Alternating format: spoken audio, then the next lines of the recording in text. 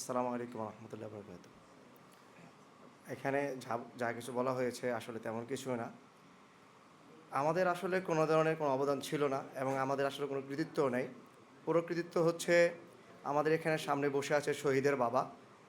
একটা হাদিস বলতে চাই, আল্লাহ সুবহানাহু ওয়া তাআলা শহীদদের জন্য ৫টা বড় বড় নেয়ামত রেখেছেন। তার মধ্যে বড় নেয়ামত হচ্ছে একজন শহীদ ৭০ জন মানুষকে সুপারিশ করে জান্নাতে নিয়ে যাবে। সুবহানাল্লাহ বলবেন না? এবং শহীদকে আল্লাহ সুবহানাহু ওয়া তাআলা মৃত বলতে এবং মৃত ধারণা করতে হারাম করেছেন। কোরআনে আল্লাহ বলছেন, ওয়ালা তাহসাবান্নাল্লাযীনা কুতিলু ফী সাবিলিল্লাহি আমওয়াতা, যারা আল্লাহর রাস্তায় শাহাদাত বরণ করেছে তাদেরকে মৃত ধারণা করো না। ওয়ালা তাকুলু লিমান ইউকতালু ফী সাবিলিল্লাহি আমওয়াত, যারা আল্লাহর রাস্তায় শাহাদাত বরণ করেছে তাদেরকে মৃত বলো না। তাহলে মৃত ধারণা করা এবং মৃত বলা দুইটাই হারাম। শহীদরা ইনদা রাব্বিহিম ইউরজাকুন, তারা সফল। এই পুরো জুলাই আন্দোলনের পুরো ক্রেডিট একমাত্র শহীদদের, অন্য কারো না, ঠিক কিনা? এবং জুলাই আন্দোলনের একমাত্র মাস্টার মাইন্ড আল্লাহ সুবহানাহু ওয়া তাআলা, যার হুকুম ছাড়া গাছের একটা পাতা নড়ে না। আমার কথা হচ্ছে, আমরা শুধু জুলাইতে আন্দোলন করিনি, 2010-এ নারী নীতিমালা আন্দোলনে আমরা শরিক ছিলাম, 2013-তে আমি ছিলাম, আমি নিজে ছিলাম আলহামদুলিল্লাহ, 2021-এ ছিলাম, চিটাং রোডে আমি ছিলাম, 2024-এ ছিলাম। এরপরে আমার মতো এই দেশের ইসলামপন্থীরা, মাদ্রাসার আলেম ওলামারা এবং এদেশের তাওহীদি জনতা সর্ব অবস্থায় ছিল। কিন্তু প্রতিবারে আমরা দেখেছি এদেশের আলেম ওলামা, মাদ্রাসার শিক্ষার্থীরা এবং ইসলাম প্রিয়, তাওহীদ প্রিয় মানুষ জীবন দেয়, প্রাণ দেয়, রক্ত দেয়, কিন্তু সেই রক্তের সাথে গাদ্দারি করা হয়। আমরা জুলাই পরবর্তীতে এদেশে আমরা জুলাইতে কেন আন্দোলন করেছি? আমাদের ইচ্ছে ছিল যে এই দেশটা শান্তিতে, শৃঙ্খলায় এবং প্রত্যেকটা মানুষ নিরাপদে থাকবে। কিন্তু জুলাই পরবর্তীতে আমরা কি দেখেছি?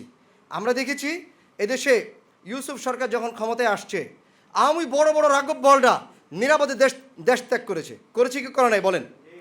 তারেক সিদ্দিকী নিরাপদে দেশ ত্যাগ করেছে, ওবায়দুল কাদের নিরাপদে দেশ ত্যাগ করেছে। বিপরীতে এদেশে আশিকের রাসূল যারা বিনা অপরাধে, এদেশের র্যাব, ডিজিএফআই, সিটিটিসি যাদেরকে জোরপূর্বক 164 আদায় করেছে। আপনারা যদি আন্তর্জাতিক ট্রাইব্যুনালে দেখেন তাহলে দেখবেন যে 164-এর জন্য ছেলেকে দিয়ে বাবাকে বলাৎকার করিয়েছে। নাউজুবিল্লাহ বলবেন না? ছেলেকে দিয়ে বাবাকে বলাৎকার করিয়েছে। র্যাবের কুখ্যাত আলিমউদ্দিন আমার বোনদেরকে ধর্ষণ করেছে। এগুলো কি আপনারা জানেন না? এরপরে আমরা এটাও জানি যে মেজর জিয়াউল হাসান 130 জনকে খুন করেছে। সে বলেছে, আমি যখন পিস্তলটা মাথার কাছে নিয়ে খুন করি তো আমার একটা আলাদা ফিলিংস আসে।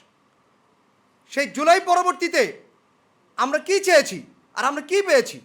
আজকে বলা হচ্ছে যে জঙ্গি, এরপর জঙ্গি নেগেটিভ আবার দাঁড় করানোর চেষ্টা করা হচ্ছে, যার ধারাবাহিকতায় জুলাইয়ের অন্যতম সদস্য আসিফ আদনান ভাই, যার পোস্ট প্রায় 22,000-23,000 মতো শেয়ার হয়েছে, 4 আগস্টের পোস্ট, সেই আসিফ আদনান ভাইকে বলা হচ্ছে আজকে জঙ্গি, তার নামে মামলা করা হয়েছে।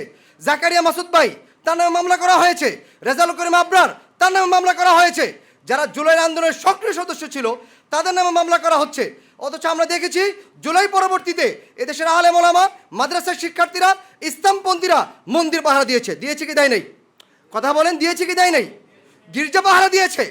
এবং এদেশে জুলাই পরবর্তীতে কোনো ধরনের জঙ্গি হামলা হয়নি, কেউ গুম হয় নাই, কেউ গুম হয়নি, কেউ খুন হয়নি, কেউ আহত হয়নি। তাহলে কেন আজকে বলা হচ্ছে জঙ্গিবাদ? কেন সেই নেগেটিভ দাঁড় করা হচ্ছে? যেই নেগেটিভে হাসিনা এদেশের মানুষকে না মানুষ বানিয়েছে, ইসলামপন্থীদেরকে না মানুষ বানিয়েছে, মানুষকে গুম খুনে বৈধতা দিয়েছে। আমি নিছক দাড়ি রাখবো এটা আমার জন্য অপরাধ ছিল, টাকলুমো প্যান্ট পরবো এটা অপরাধ ছিল। এই অপরাধে আমার ভাইদেরকে গুম করা হয়েছে। আপনি কি চান আবার সেই গুম খুনের রাজত্ব কায়েম হোক? আপনার সামনে আপনার স্ত্রীকে কেউ ধর্ষণ করুক, এটাকে আপনি চাবেন? আপনি কি কেউ চাবেন কোনো সন্তান বাবাকে বলাৎকার করুক? এটাই হয়েছে হাসিনা আমলে, সেটাই হয়েছে যেটা আজকে আবার এই ইউসুফ সরকার করতে যাচ্ছে। সেই নেগেটিভ আবার চাচ্ছে। এটা দুঃখের বিষয়, এটা কষ্টের বিষয়। আমি আজকে নিরাপদ না, আমার দাড়ি টুপি আজকে নিরাপদ না, আমার ধর্মকর্ম আজকে নিরাপদ না। তাহলে কেন বলা হচ্ছে 90% মুসলিমের দেশে? কেন আমি রক্ত দিলাম? আমাকে বলা আজকে জুলাই খদিব। কিসের জুলাই খদিব? কিসের জুলাই খদিব? আমাকে আপনি চিনেন দেখে আমাকে বলছেন জুলাই খদিব।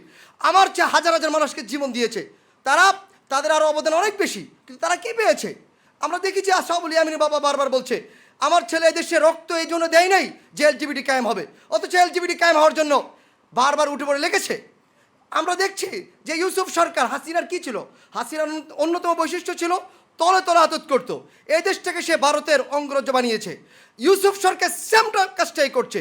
আমেরিকাকে ডেকে নিয়ে আসছে, জাতিসংঘকে ডেকে নিয়ে আসছে, তলে তলে সে চুক্তি করছে দেশ বিরোধী। আমরা কি এর জন্য রক্ত দিয়েছিলাম? আন্তর্জাতিক আইন, মানবাধিকার সংস্থা কি করবে?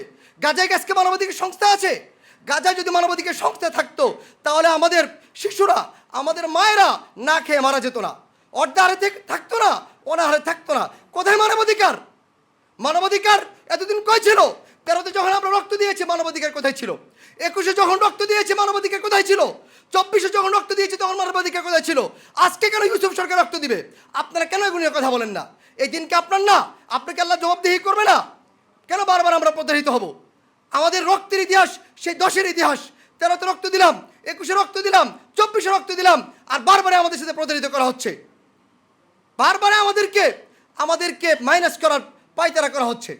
আমরা সোজা সাপটা বলতে চাই, আমরা এই দেশের নাগরিক, আমরা আব্বাদুল্লাহ, আমরা আল্লাহর বান্দা। ফাআম্মান আব্বাদুল হিন্দ ফাতহাবু ইলাল হিন্দ। তোমরা যারা হিন্দুস্তানের নাগরিক, তোমরা যারা হিন্দুস্তানের পূজারী গোলাম, তোমরা হিন্দুস্তানে চলে যাও। ও আম্মা আব্বাদু আমেরিকা ফাতহাবু ইলা আমেরিকা। তোমরা যারা আমেরিকার গোলাম, আমেরিকা চলে যাও। কারণ এই জমিন কার? কথা বলে, এই জমিন কার? এই আসমান কার? এই মাখলুক কার? বিধান কার? সুতরাং আমরা আল্লাহর ইবাদত করি।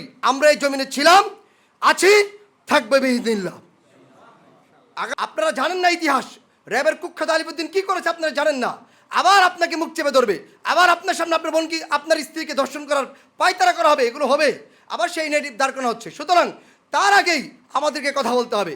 ইন্তিফাদা বাংলাদেশের আগামীকাল অনুষ্ঠান, আমরা সবাই ইমানের দায়িত্ব, আমরা সবাই স্বতঃস্ফূর্ত যাব। কে কে যাবো? আল্লাহকে সাক্ষী রেখে হাত দেখাই। কে কে যাবো? আল্লাহকে দেখে হাত সাক্ষী। আল্লাহ তাআলা কবুল করুন, বলু আমিন। আল্লাহ তাআলা যারা শাহাদাত বরণ করেছেন, আমরা তাদের কাছে দোয়া চাই। বিশেষ করে আমাদের এখানে শহীদের বাবা আছেন। আপনি যখন জান্নাতে যাবেন, আপনার ছেলে যখন সুপারিশ করবে, তখন আমাদের জন্য যেন সুপারিশ করে, আমরা সেই দোয়া চাই ইনশাআল্লাহ।